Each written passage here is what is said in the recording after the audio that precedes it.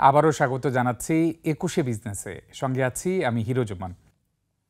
ঊর্ধ্বমুখী প্রবণতা দিয়ে শেষ হয়েছে ঢাকা শেয়ার বাজারের আজকের লেনদেন।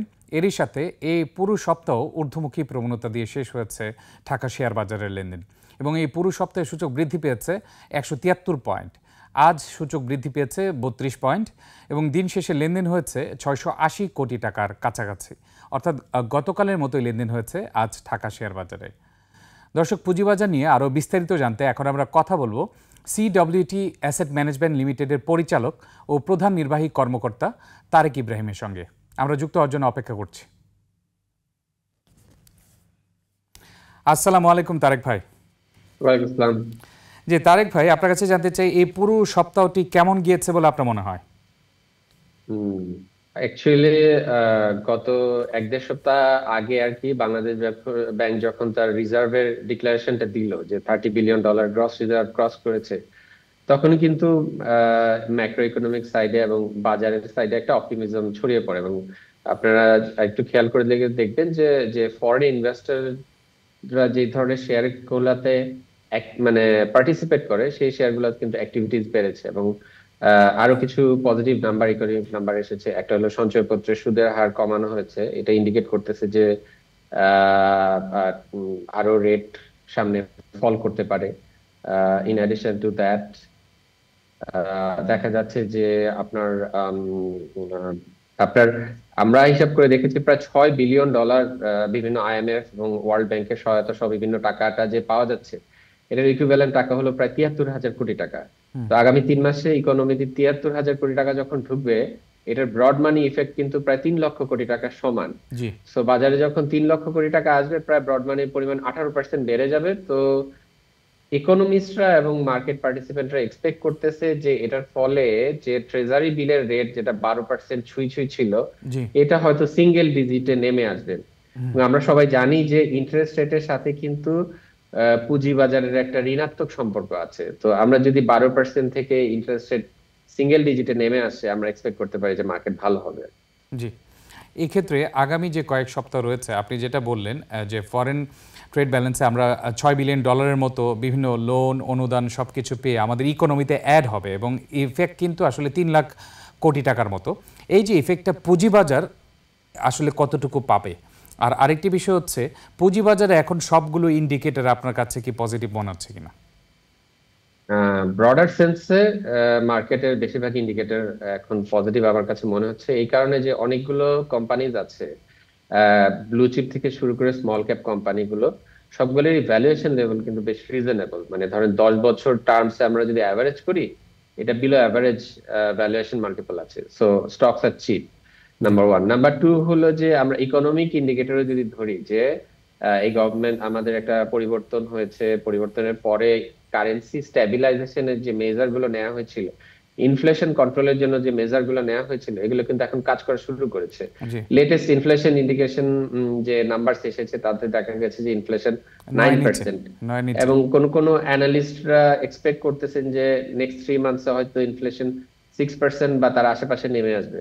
তো একটা ইকোনমিতে যখন ইনফ্লেশন যদি আসলে 6%-এ নেমে আসে, তাহলে কিন্তু রিয়েল ইন্টারেস্ট রেটও নেমে আসবে। এবং ইন্টারেস্ট রেট নেমে আসলে আমরা হয়তো এখনো রিয়েল ইকোনমিতে অ্যাক্টিভিটিস দেখতে পাচ্ছি না, বাট এই টাকাটা যখন ইকোনমিতে ইনজেক্ট হবে, রিয়েল ইকোনমিক অ্যাক্টিভিটিসও কিন্তু ভাইব্রেন্ট হবে। এখন স্টক মার্কেট বা পুঁজিবাজার বা মানি মার্কেট, এই মার্কেটগুলো সবসময় লিডিং ইন্ডিকেটর হিসেবে কাজ করে।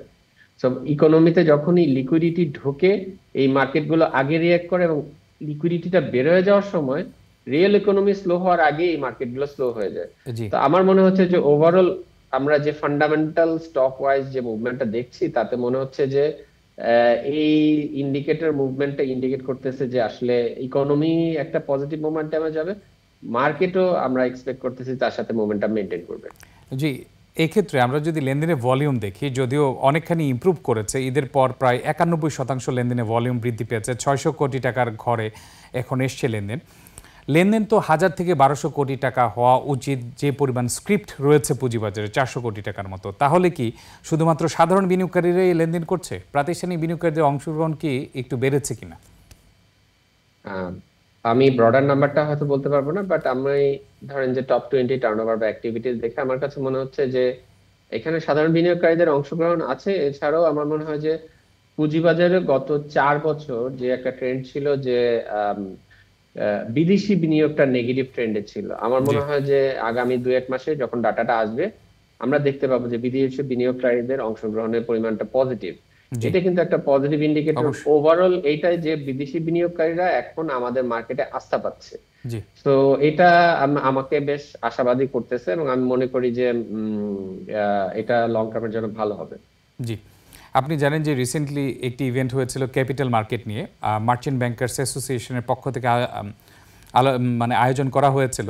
ডক্টর আনিসুজ্জামান চৌধুরী ছিলেন প্রধান অতিথি হিসেবে। সেই ক্ষেত্রে ডিএসসি চেয়ারম্যান উনি বলেছেন যে ডিএসসি প্রস্তুত 2 মাসের মধ্যে 10টি আইপিও আসার জন্য। এক্ষেত্রে আপনি জানেন যে আইপিওর প্রসেসিং টাইমও ডিএসসি থেকে প্রস্তাব করা হচ্ছে যেন কমপক্ষে মানে 6 মাসের মধ্যে যেন আইপিও প্রসেসিং হয়। তাহলে মার্কেটকে এখন আগামী 2 মাসের মধ্যে 10টি আইপিও অ্যাবজর্ব করার মতো সেই ক্যাপাবিলিটি রয়েছে? মার্কেট এখন লিকুইডিটিটা আসতেছে এবং এটা অনেকটা ট্রিকল ডাউন ইফেক্টের মতো। ইন্টারেস্ট রেটটা যখন আরো ফল করবে আমরা মনে করছি যে লিকুইডিটি আরো ভালো পরিমাণে মার্কেটে প্রবেশ করবে এবং ইয়ার ওয়াইজ আমরা যেটা মার্কেটে ডাউনওয়ার্ড ট্রেন্ড ছিল সেটা হয়তো ফ্ল্যাট বা আপওয়ার্ড ট্রেন্ড দিয়ে শেষ হবে। তো আপনি যেটা বলতেছেন যে প্রাথমিক বাজারে আসলে অনেকদিন ধরে পার্টিসিপেশন ছিল না, কোনো আইপিও ছিল না প্রায় 1 বছরের মতো।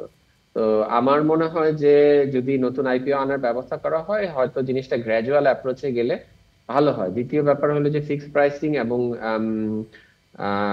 বুক বিল্ডিং মেথডের ব্যাপারে যে নিয়মগুলো পাবলিশ করা হয়েছে এগুলো আরেকটু ভেরিফাই করে যদি স্ট্রেংথেনিং করা হয় তাহলে ভালো হয়। আর লাস্ট থিং হলো যে উম, এই অ্যাসোসিয়েশনের মিটিংটা আরেকটা ব্যাপার বলা হয়েছিল যে 5%-এর কর ব্যবধান দিয়ে ভালো কোম্পানি আনা পসিবল না, বোধহয় পার্টিসিপেন্টরা এরকম একটা কথা জি বলেছিলেন।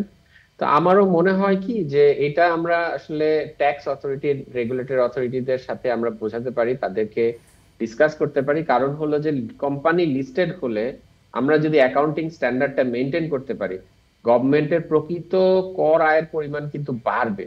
সেই জি ক্ষেত্রে লিস্টেড কোম্পানির কর থেকে non listed company. Rate of tax rate of ট্যাক্সটা হয়তো কম পাওয়া যাবে বাট ওভারঅল ট্যাক্স রেভিনিউটা গভর্নমেন্টের বেশি হবে। জি নন লিস্টেড কোম্পানির পক্ষে কিন্তু ট্যাক্স ইভেশনটা অনেক easier compare to listed company. জি আর দ্বিতীয় লাস্ট আমি যে পয়েন্টটা অ্যাড করতে চাই যে আইপিও তে নতুন কোম্পানি আসা উচিত, পুঁজিবাজারই হলো যে পুঁজির যোগান দেওয়ার জন্য।